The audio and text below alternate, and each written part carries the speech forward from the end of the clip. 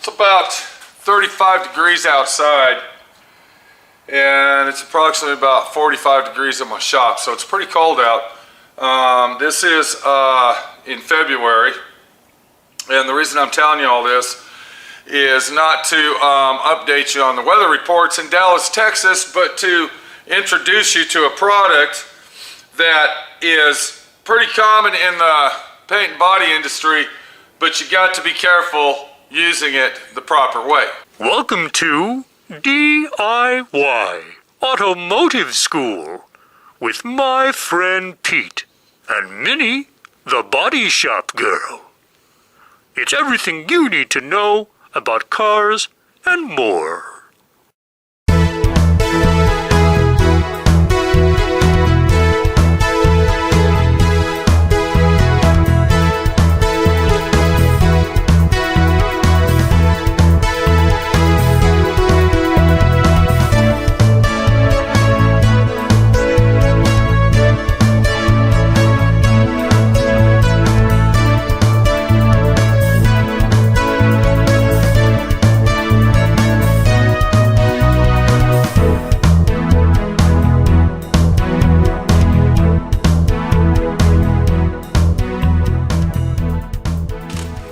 So the product we're talking about is a product that you would use with your Bondo. Now there's a lot of Bondo products on the market.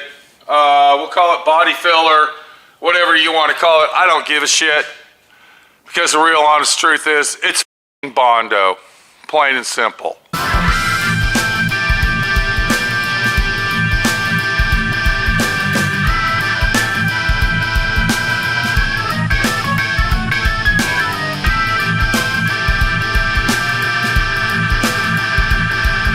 So when Bondo was introduced to the automotive world back in the late 50s, paint and body guys hated it.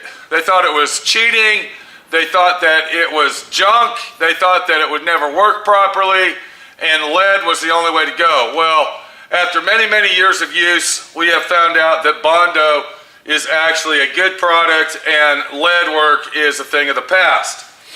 But as time revolved, new products have came out and new companies have come out that makes Bondo, such as Evercoat. Evercoat wasn't around. Dynatron, I believe, Dynatron, Dyna right here, was basically the originator of Bondo. And they are one of the leading Bondo manufacturers. This stuff's been around since the late 50s. I've been using it ever since I've been doing body work. This is the main Bondo that I've always used. I've never used anything else. I've tried the other products. I've spent my hard-earned money on the high-tech, big-name corporation body fillers, and found out that by making my own mixture, I'm saving a lot of money, and I'm also doing the body work properly. Now, Evercoat makes Bondo. They have several different levels of Bondo, but I think that's all a scam. And when I say it's a scam, is because the way that I mix Bondo is different than other people do it. Now, we have another product here, and this is called finishing putty, and it's also called polyester putty.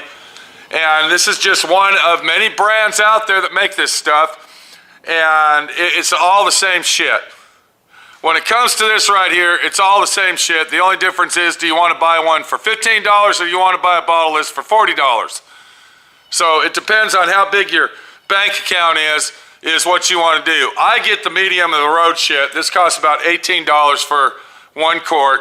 This is what I use. This is made by a company called 5 Star. Who makes it? I don't fucking know. And I don't really give a shit who makes it. Because the real deal is, it's the same shit you get that you're paying the $45, $50 for.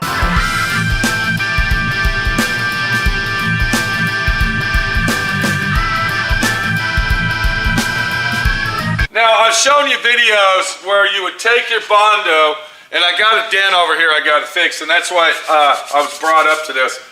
Man, it is cold out here, you know that? And that brings us into another situation. Remember I told you in the beginning of this video the temperature of the shop and everything? Well, when you use Bondo in cold weather, the Bondo tends to get a little stiffer and harder, and it's hard to work with. So we got a situation that says, what can I do, my friend Pete, to make the Bondo more pliable and more usable, where it'll flow out better and it'll actually be a better product to use in the wintertime months than if I just use it straight out of the can. And that's what this video is about, is I'm going to show you a product which is made by Big Box Corporation. And what it's going to do, it's going to save you a lot of time and a lot of money. And normally what I would do is I would take my Bondo mix, and I'm going to show you this. So we're going to open up our Bondo. And then I would take my Bondo mix, and you can kind of see what happens when the cold weather hits the Bondo. So it's pretty, hard, let's say, but it's still good to use. So normally what I'd do is I would take my Bondo like you're seeing me do right here. All right, and that's more than enough probably for what we're doing. All right, and then what I would do is I would come over here and I would take my polyester filler and I would mix that with the Bondo. And what that would do, that would make the Bondo more pliable. It would make it smoother. It would flow out better, and it would just make it a better product to use. But there's another product that I want to show you, and that product is this stuff right here. It's called Plastik Honey. Now what this is actually the stuff.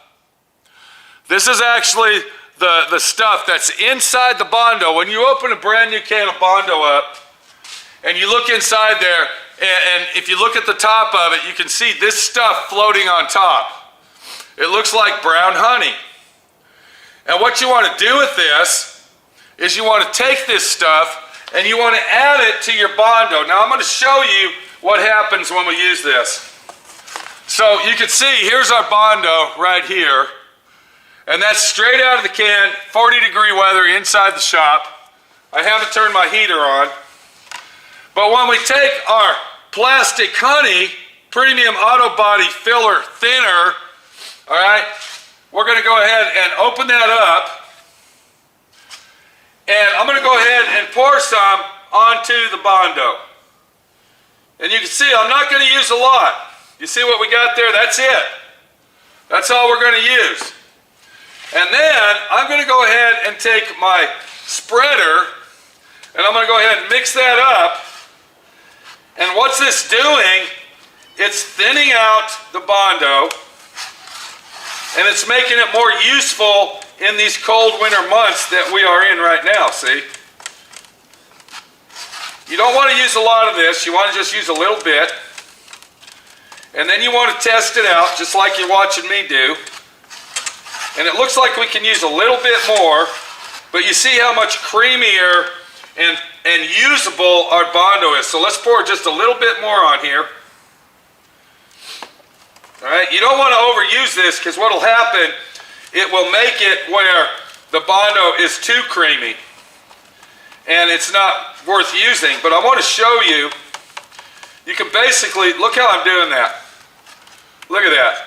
It's just flowing out now, and you can see what we've done.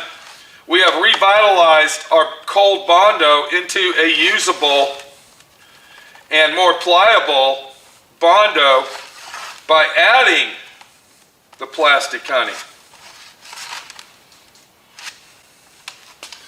And when I do this, look what happens. Look at it running. Now you see what I'm talking about? Look at that.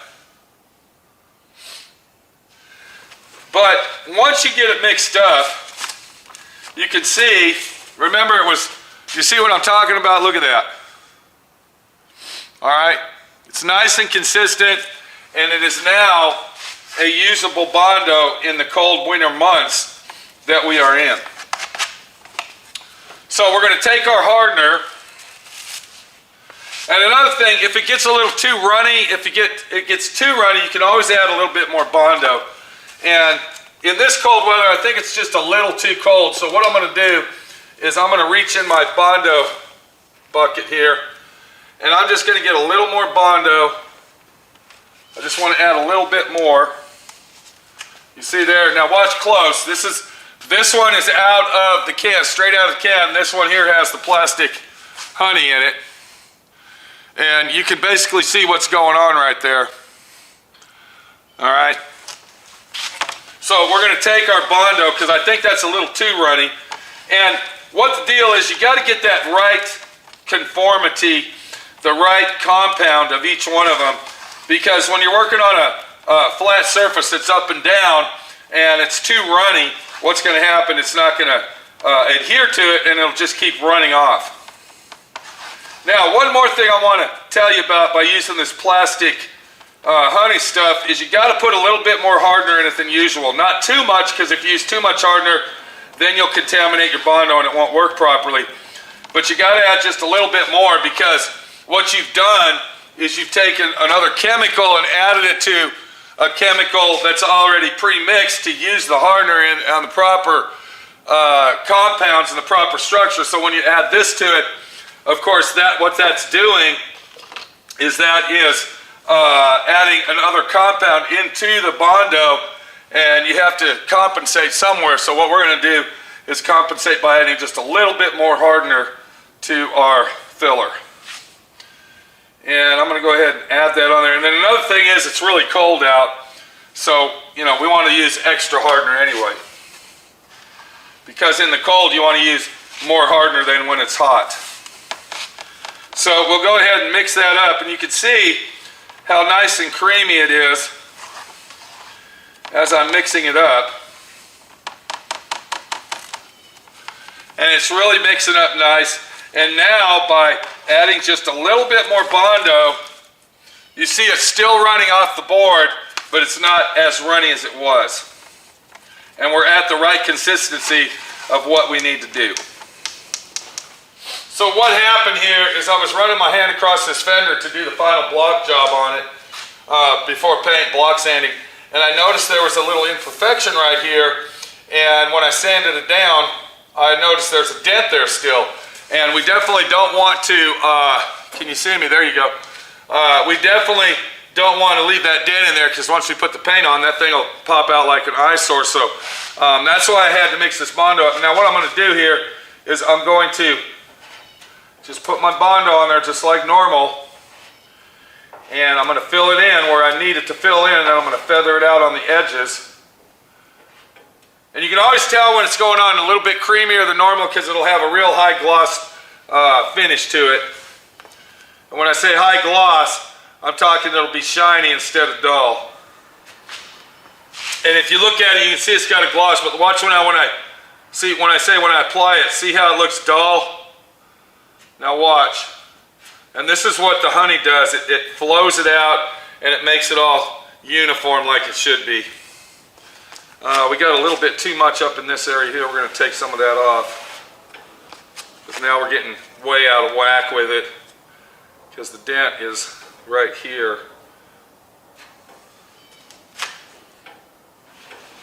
Okay. And then what we'll do, we'll let that dry, and in this weather here, it's probably going to take about 30-45 minutes to really dry the proper way. But we'll let that dry, and then we'll come back and block sand it. And by using our Plastik Honey, what we did is we made it flow out a lot better and really gave it a nice texture, usable texture, you might say, so we can get rid of that dent that we got in this area. Now, if I wouldn't have used the Plastik Honey in the Bondo, what I would have relied on is using my polyester filler, my finishing putty. I would have went ahead and added some of the finishing putty to the Bondo and mixed it up the same way. So you got two different options here. You can go with your Plastik Honey, which is right here, and it only takes a little bit of that, or Another trick that I like to use is where I add the finishing putty with my Bondo, and that would be on like my last spread. You see what I'm saying? My last coverage. I would go ahead and add some of that with that, because when you use this with the Bondo, it gives it a totally different texture. It's not really a Bondo texture, it's more of a finishing texture where you can sand it with 80 grit and then you come back with 180 grit, whereas when you use just the Bondo only, you basically start out with 36, get that glaze coat off of it, and then come back with 80 grit. So that's just another option in the Bondo field of using Bondo properly and fixing the dents the way they should be, is by using this product right here, this Plastik Honey. Once again, don't overuse it. It only takes a small bit. This can right here will last you a couple years if you use it properly and you do it the right way. So yeah, that's what we're talking about today, is our Plastik Honey.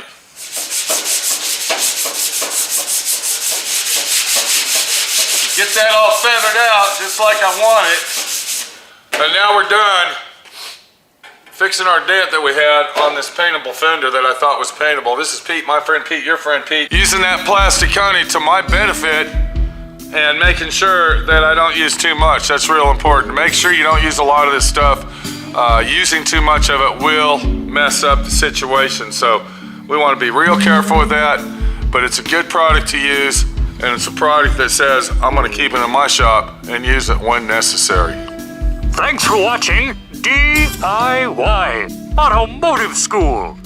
Classes don't stop till you know everything.